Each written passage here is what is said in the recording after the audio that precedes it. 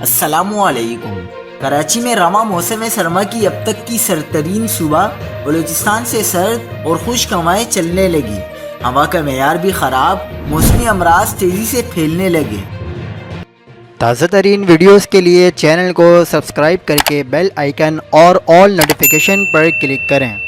آپ کو بتاتے چلیں کہ کراچی میں موسم سرما کی دھواں انٹری شہر کے شمالی اور مشرقی علاقوں میں درجہ حرارت 12 سے 14 ڈگری تک گر گیا ہے، جبکہ شہر کے اندرونی علاقے خصوصاً وسطی اور مغربی ضلع جو اربن ہیٹ کا شکار ہیں، وہاں درجہ حرارت 18 سے 19 ڈگری کے درمیان ہے۔ کراچی میں بلوچستان کے خشک اور سرد ہوائیں چلنا شروع، جس سے درجہ حرارت میں کمی دیکھنے کو مل رہی ہے۔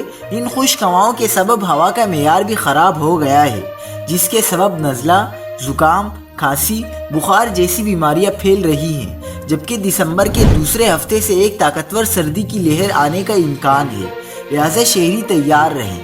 محکمہ موسمیات کے مطابق آئندہ 24 گھنٹوں کے دوران ملک کے بیشتر علاقوں میں موسم سرد اور خشک رہے گا۔ پنجاب کے میدانی علاقوں میں رات اور صبح کے اوقات میں دھند پڑنے کا امکان ہے۔ مزید خبروں کے لیے دیکھتے رہیے حق پاکستان نیوز۔